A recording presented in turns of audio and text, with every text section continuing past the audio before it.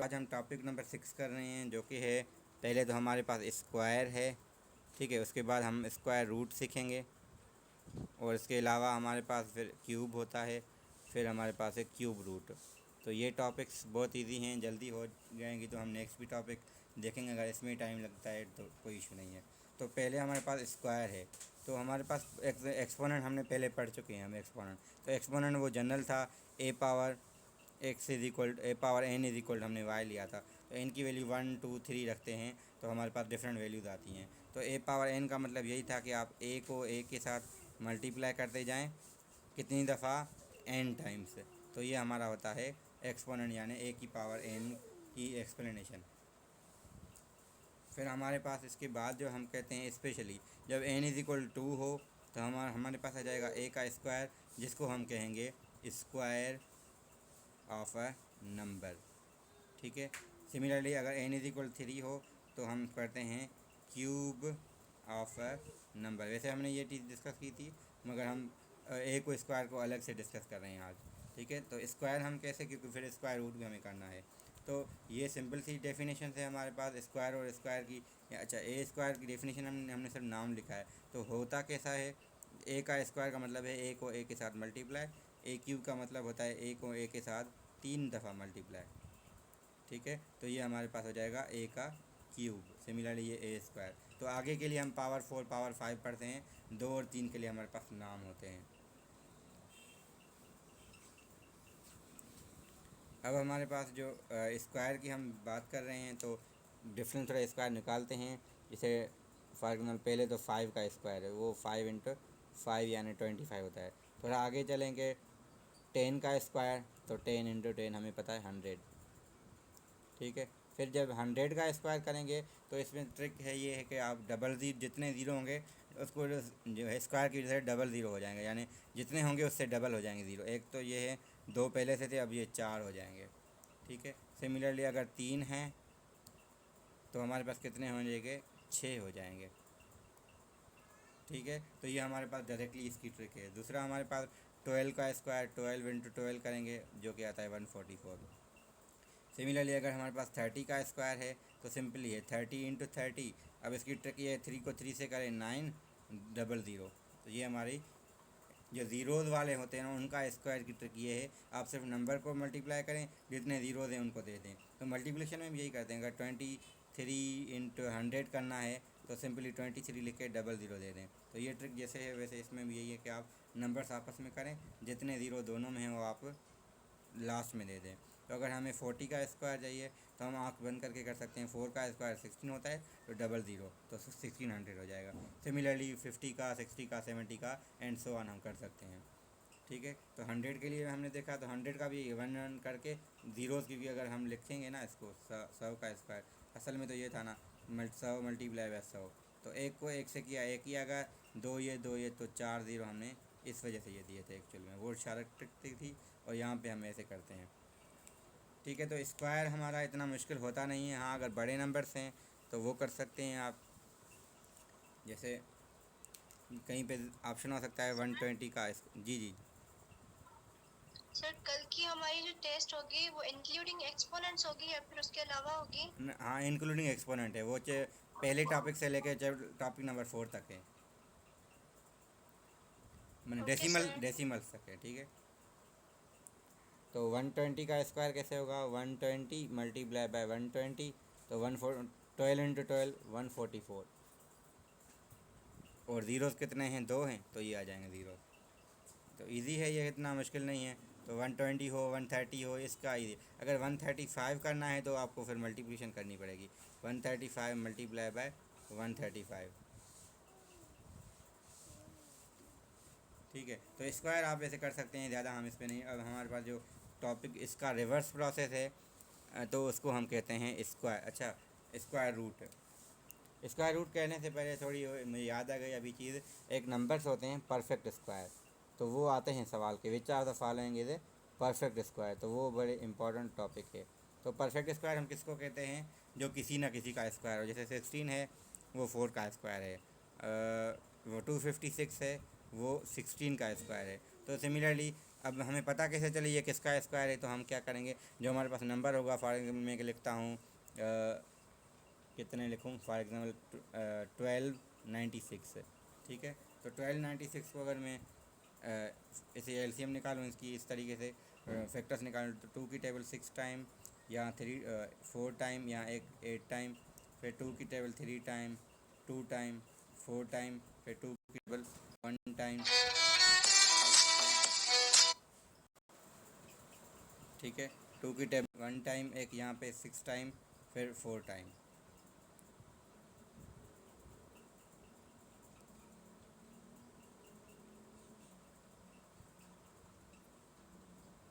ठीक है। तो कॉल आ गई थी बीच में, तो 1 टाइम लगेगी यहाँ 6 टाइम, फिर यहाँ जाएगी 2 टाइम, ठीक है। फिर 2 की लगाएंगे अगेन 8 टाइम, 1 टाइम, फिर 3 की 27 टाइम, क्योंकि 2 टाइम और 2 यहाँ पे जाएंगे 7 टाइम, फिर 3 की 9 टाइम,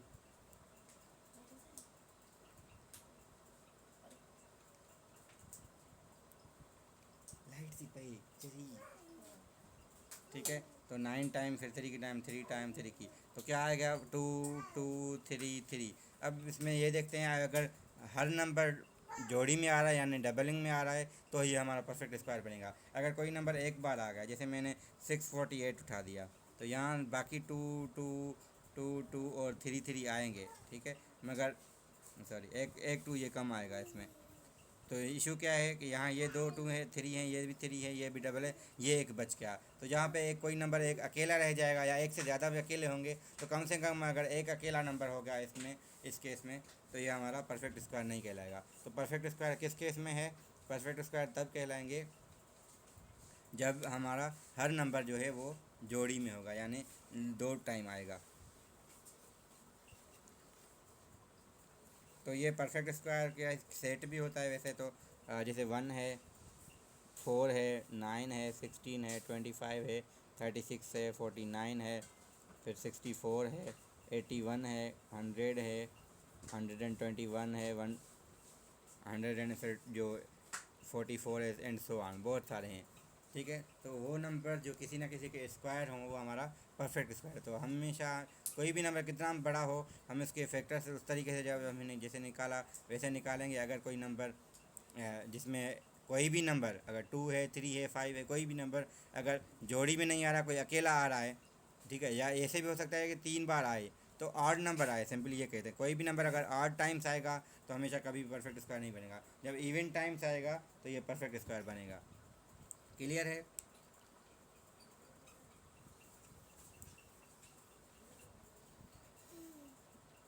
अब हम लिख रहे हैं पर स्क्वायर रूट, ठीक है। तो स्क्वायर रूट भी ऐसे ही निकलता है जैसे हमने वो चीज़ की ना, जैसे हमारे पास था 1296 था, तो हमने 1296 के फैक्टर्स निकाले, 2 की टेबल 6 से 4 8 आया था, फिर 2 की टेबल 3 2 4 आया था, 2 की टेबल 1 2 सॉरी 1 6 से 2 आया था, फिर 2 की टेबल 8 1 आया था, 3 की टेबल 27 आई थी, 3 की टेबल 9 टाइम, 3 की टेबल 3 टाइम, 3 की टेबल 1 टाइम। तो अब हमें स्क्वायर रूट कैसे निकालते हैं हम,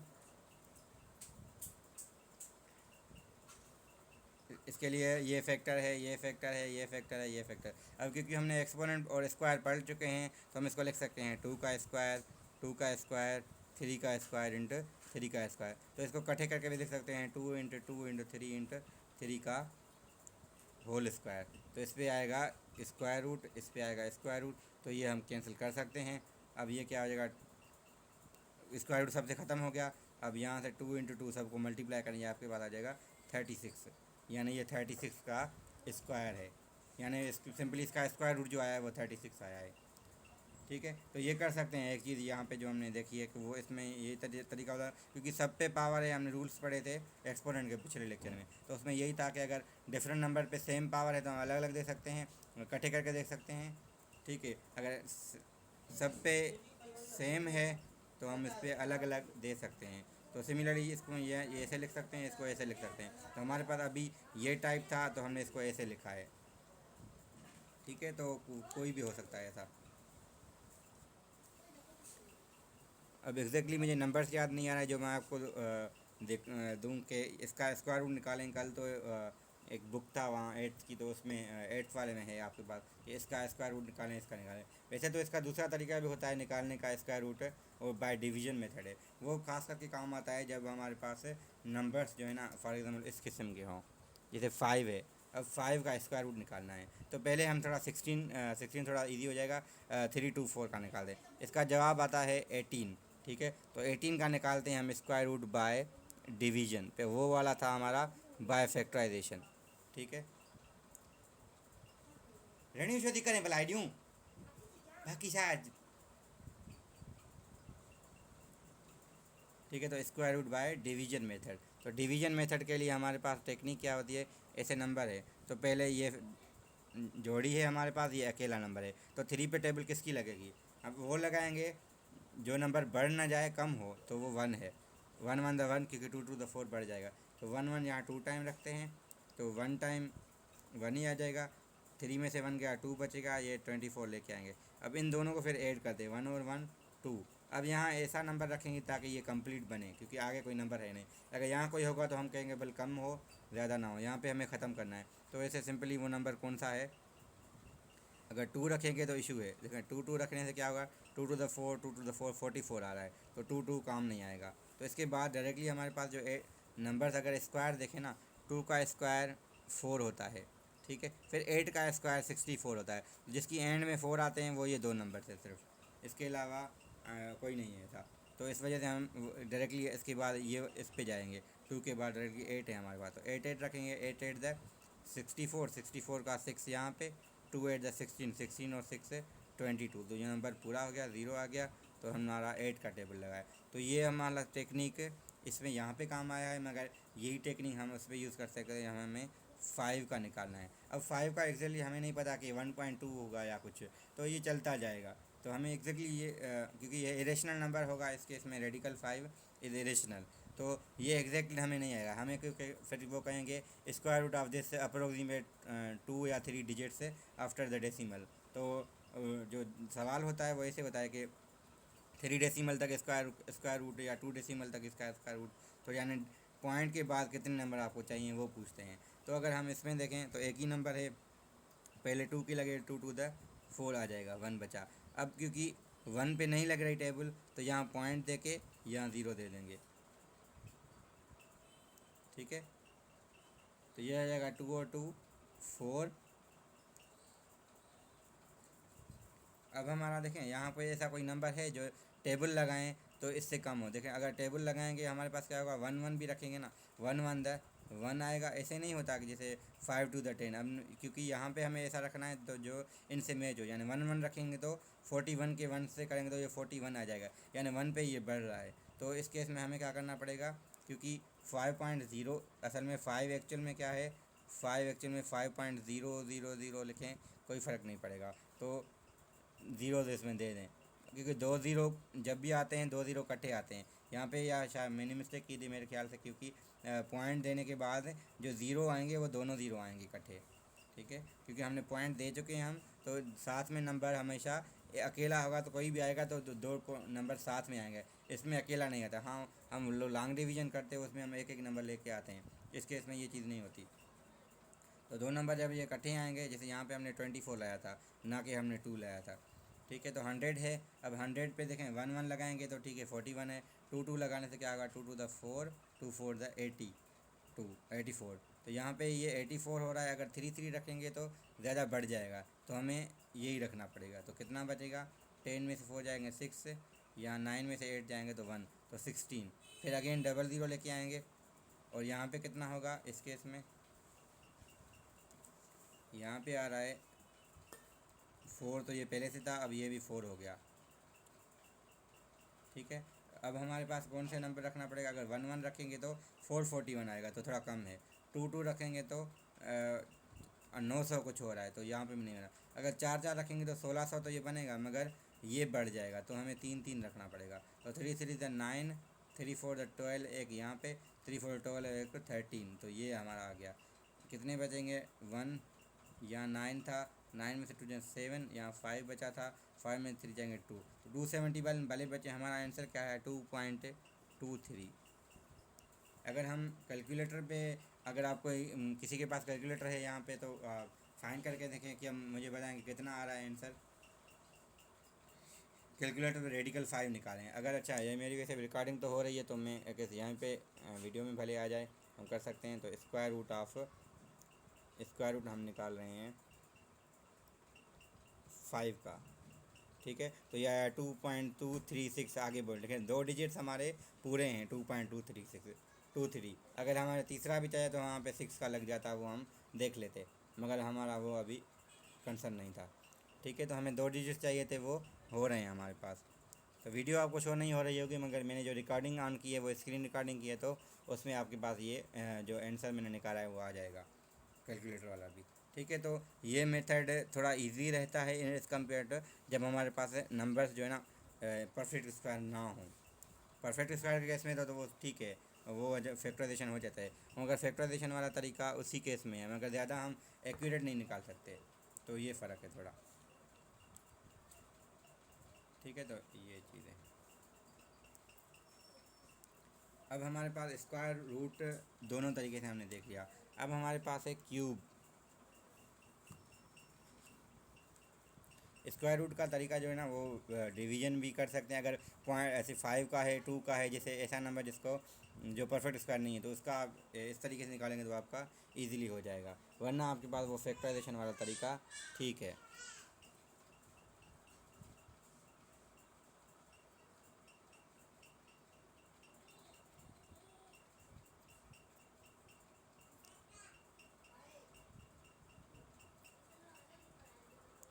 अच्छा, रेडिकल 5 का, ठीक है, उन्होंने लिखा है, मैंने देखा नहीं था, ठीक है। रेडिकल 5 का वो आ रहा है। अगर एग्जैक्टली देखें, अगर यहाँ पे मैं शो करूँ, आपका किसी ने मैसेज किया है, तो वो रेडिकल 5 का 2.236 आ रहा है, ठीक है। तो 2.236 हमारा वही मैच हो रहा है, ठीक है। अब हमारे पास है क्यूब।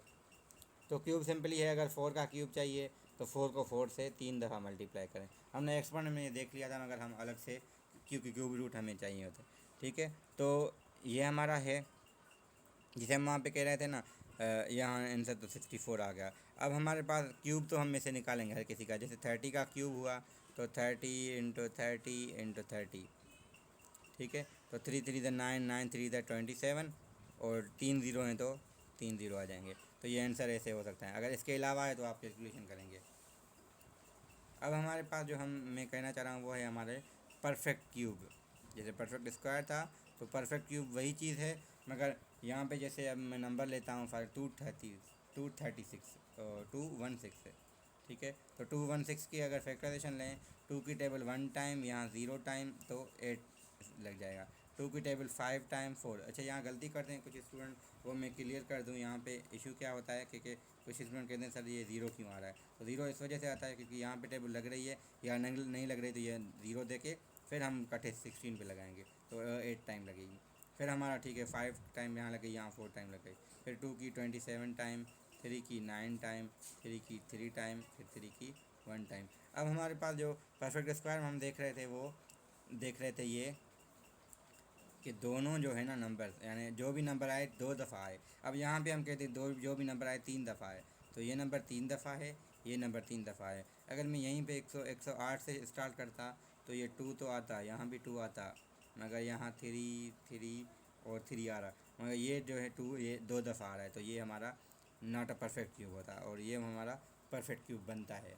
तो परफेक्ट क्यूब के केस में यही चीज़, सिंपल सी चीज़, जो जैसे वहाँ पे 2 देख रहे थे, यहाँ पे जो भी नंबर हो 3 टाइम हो, 3 दफ़ा होगा तो ही होगा। अगर 2 दोबारा भी आ रहा है ना, या 3 दफ़ा के बाद एक बार और भी आ रहा है, तो वो 3 दफ़ा हो, वरना ना हो। अगर होगा तो वो परफेक्ट क्यूब नहीं कहलाएगा। अगर यहाँ 2 ये है और 2 और भी थे, अगर 2 और भी होते फिर भी ये नहीं होता। जब दूसरे 2 हैं तो वो भी 3 दफ़ा हों, दूसरे कहीं 5 हैं तो वो भी 3 दफ़ा हों, तब ये परफेक्ट क्यूब बनेंगे, वरना वो नंबर तो है ही है, कोई नंबर ऐसे ही है। इसका स्क्वायर रूट हम बाय डिवीजन फिर कर सकते हैं।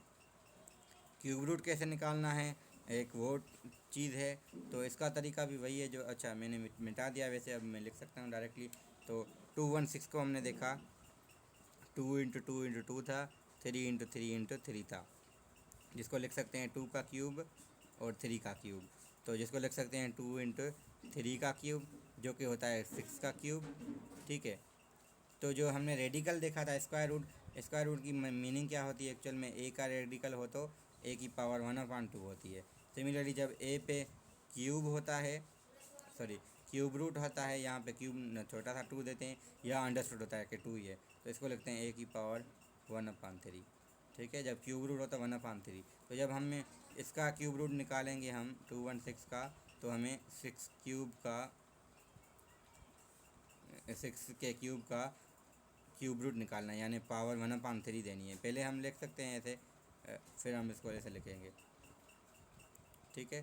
फिर ये कैंसिल होंगे, क्योंकि मल्टीप्लिकेशन में मल्टीप्लिकेशन होती है 3 × 1/3, तो ये वन टाइम टेबल रख के 6 पावर 1 यानी 6 आ जाएगा। तो ये हम कहते हैं रेडिकल में, जैसे हम कहते हैं कि स्क्वायर है तो रेडिकल से ख़त्म होगा, वैसे क्यूब और क्यूब रूट आपस में कैंसिल होंगे। तो यही कॉन्सेप्ट दोनों में है, ठीक है। तो एक नंबर आता है हमारे पास, एक नंबर जो मुझे याद आ रहा है वो भी ऐसा ही है कि वो होता है 512, ठीक है, जो कि होता है 8 का क्यूब। अगर हमें इसका क्यूब रूट निकालना है, तो इसका क्यूब रूट निकालना है तो हमारे पास 8 आ जाएगा, ठीक है। क्योंकि वो जैसे स्क्वायर कर रहे हैं और क्यूब रूट कर रहे हैं, सॉरी स्क्वायर रूट कर रहे हैं, तो वो रिवर्स पर जो नंबर का स्क्वायर करेंगे फिर स्क्वायर रूट करेंगे वही नंबर वापस आएगा। क्यूब में क्यूब करेंगे फिर क्यूब रूट लेंगे वही नंबर वापस आएगा। फिर मेरी पावर 4 देंगे, फोर्थ रूट निकालेंगे तो वही नंबर वापस आएगा। तो NS रूट भी ऐसे ही होता है, किसी नंबर का NS रूट क्या होता है, ए की पावर 1/n। तो ये कहीं पे आ सकता है क्योंकि बुक में लिखा हुआ है। और एक रूल और भी है, एक पावर n अगर माइनस हो तो हम इसको 1/, में प्लस करके लिख सकते हैं, ठीक है। तो ये भी अगर ऑप्शन में आए तो आप कर सकें ऐसा। तो क्यूब रूट्स और स्क्वायर रूट ये हमने टॉपिक्स कवर कर ली हैं आज की हमारी। वैसे तो यही टॉपिक्स थी। दूसरी में देखती हूँ दूसरा कौन सी टॉपिक है हमारे पास। हमने ये बनाए थे, इनमें से हमने पहली दूसरी और 6 टॉपिक्स हमारी हो गई। अब हमारा परसेंटेज का है, परसेंटेज इतना आसान नहीं है, मगर क्योंकि परसेंटेज पूरा पहले तो हम परसेंटेज सीखेंगे कि होगा क्या, फिर उसमें हम डिफरेंट केसेस लेते हैं कि हम, जैसे मैंने यहाँ पे लिख लिया था कि क्या क्या मुझे चीज़ें करवानी है इसमें।